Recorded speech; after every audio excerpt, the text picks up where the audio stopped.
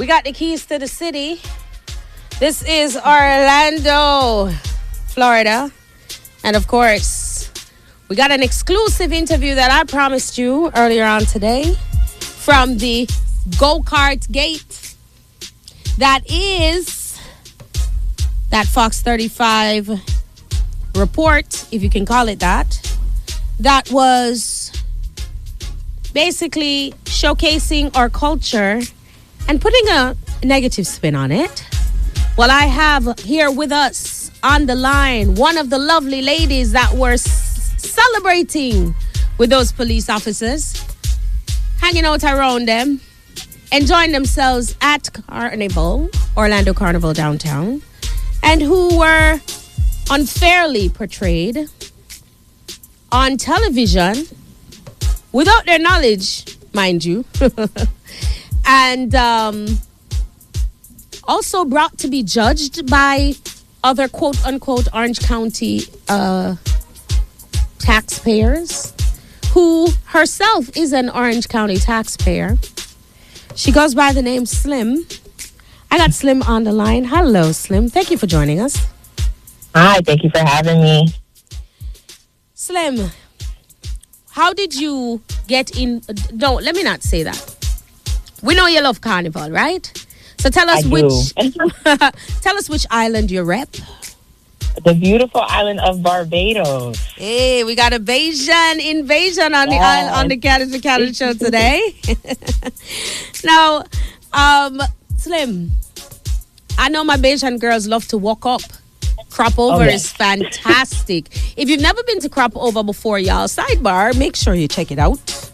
Crop Over is amazing. I love Barbados. Barbados is one of my favorite islands, and I'm not just saying that. Like, I vacation in Barbados, for real. Love Barbados. I love the sandals in Barbados. One of my favorite hotels. One of my favorite resorts to visit, for sure. And I love the people. I love how laid back they are and how mannerable and respectful Bajans are. Respectful. Very respectful people. Which is why I'm sure you were taken aback by the way you were portrayed by Fox 35 News. Yeah. It was definitely a shock when I first saw it. Once the first person sent it to me, it was like rapid fire. It just went and went and went. People were sending it like, "Send it on the news." And at first I'm like in shock and I kind of laughed about it. And then I was like, after I listened to the entire thing, I was like extremely angry as to how they chose to convey the message as to what was going on in the video. So not really a great way to be on the news in the light that it was put in, at least. And how did you feel about being put in front of taxpayers and being judged in that way? It's, again, like the kind of thing where media is going to give you what they want you to see. So for all we know, they could have been showing them anything on that phone, you know? So, and I don't feel as though the reactions they got were what they wanted. That's why they were cut so short. But who am I to say?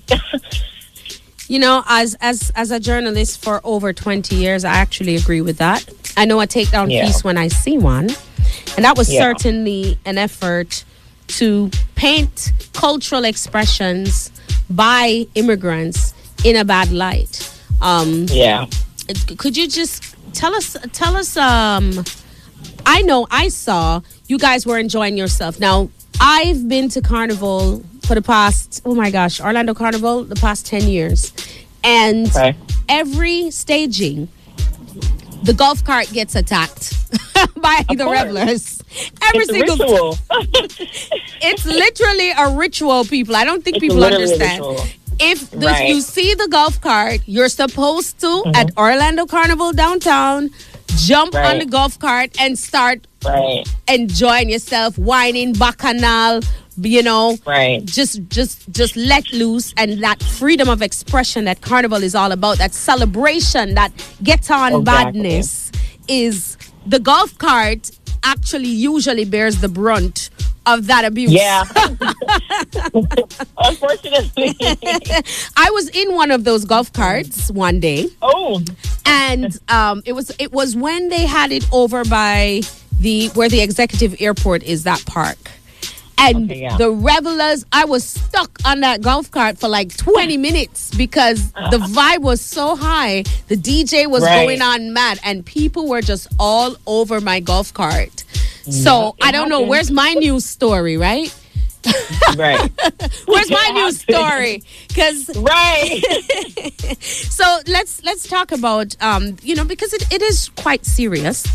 As a member of the Caribbean community, you must tell us what your thoughts are on how we have been portrayed by media that is supposed to be of the people. Right. It just felt very suggestive and out of context. It was very intentional, I feel like, to be put that way. The verbiage that they chose to use, referring to the video as salacious. We were cladly dressed in bikinis, like just all the wrong verbiage, all the wrong context. So, of course, someone who's American or not familiar with the culture, they're going to look at it and, like, not know, to already be ignorant to what they're looking at. And then the verbiage that's meant to add emotion and add whatever they wanted to add, it didn't help either. Very suggestive, again, and defaming, honestly. Not only to like myself and my friends as people, but to the Caribbean culture as a whole. And I think that's like the bigger issue and the bigger picture with the entire situation. So are you a twerking, salacious young lady?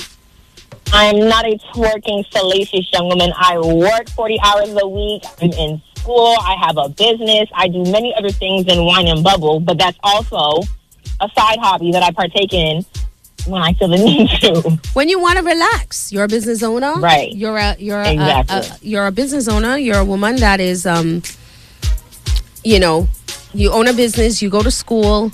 You're a contributing member of society, and it's just unfortunate that you were portrayed that way. But here's what I want to ask you now. This is the bomb that you need to drop on the people right now. So when you guys went ahead and you're dancing and you're gyrating, you're having a good time on the golf cart, were you ever asked to leave by the officers? We were never asked to leave until I got on the top of the golf cart, which wasn't the plan, but we were having fun. And when I got on top of the golf cart, they let me have my fun for a few seconds, and they were telling my friends, because obviously I couldn't see them, I'm on top, but they were telling my friends, like, hey, like, I guess for safety reasons, she needs to get down. They helped me get down, and we went on about our day, and that was it. They drove off, we walked away, and we were on to the next thing. It was an afterthought after that.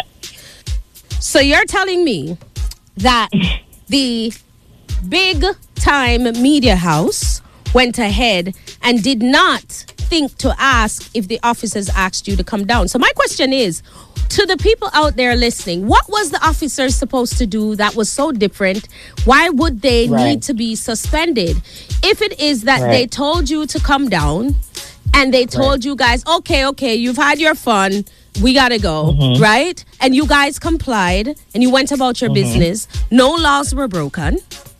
Right. No one was resisting arrest. No one was trying to assault the police officers in any way, right? They understood that it's a cultural event. They let you have your fun, and then after these people apparently stopped rolling their video or edited their video, if they kept on rolling, they would have seen that the officer did motion for you to come down, assist you to come down, and you guys went about your business and went about your day.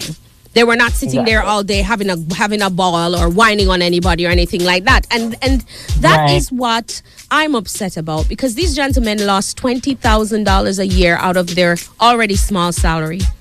They have lost the ability to make money for themselves and their families.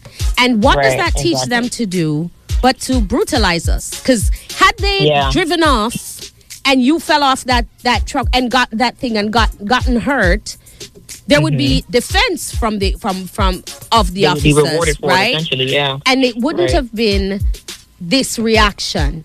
You know what I mean? They would not have been suspended for hurting us, but they're being suspended for treating us like human beings. And that is my concern here with this, with the way that this is happening. And I thank you for coming in and telling us the truth of what happened, letting us know that these officers did in fact do what the news item suggested they should have done.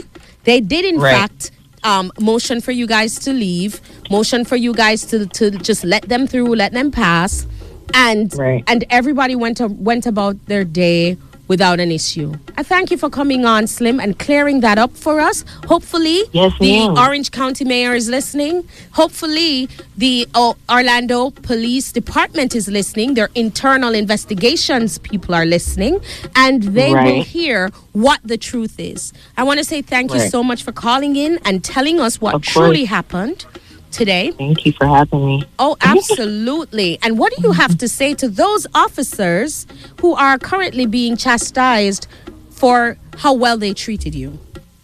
I feel bad. I'm so sorry. I wish that wasn't the case. And I do think that there are ways that we can find to advocate for them further, and to take this further until whatever decision was made is reversed. I have been trying to get in contact with one of them, but to no avail as of yet. But, yeah, it is very unfortunate for them and all parties involved, honestly. Did you ever reach out to Fox 35 to clear this up? When I first found out, I called them. I called their newsroom. I had my friends calling their newsroom. And every time I called back, they're like, oh, yeah, you guys are blowing us up. They gave me multiple emails. I've emailed them. No one's responded back to me. So no luck on their end yet either. And I don't expect much, honestly. Oh, so let me get this straight. So you called Fox 35 to clear up this news item that they ran, to give them the truth of what happened, and no one has gotten back to you yet? Nope. Fox 35, the ball is in your court. You are servicing a lot of us here in the city beautiful Orlando, Caribbean American people. We're a proud people. We're good people. We're taxpayers like everybody else. We are also viewers, avid viewers of Fox 35. A lot of us watch Good Morning Orlando, and we're very disappointed that your report is not being taken seriously by the journalists at Fox 35. Thank you so much for coming in and talking to us, Slim. Take care of yourself. Thank you, Miss Candice. You're most welcome. And if we can find these officers, we will connect you guys so you can have a conversation. In the meantime, I'd like everyone who is listening to us to head on over to @Island Fever Plus. Go to that Fox News story. Let your voice be heard, because we need to let our voices be heard. We cannot be represented by people who are not willing to learn who we are. Thanks so much, Slim. Have a good day. Thank you. Take care. You too. That was Slim. She preferred to go by that name, and I understand why. She has a business. She's a student. She is a taxpayer here in Orange County, and she is a taxpayer and a citizen of this nation, as most of us are. We just want a little bit of home, just one day to celebrate our culture and who we are, just one day to not have to code switch, just one day to not have to assimilate. Please leave us alone. Let us have that. Right now, this lady came on here and she told us the truth. And here comes Machel Montano. This one is called The Truth. Oh, yeah.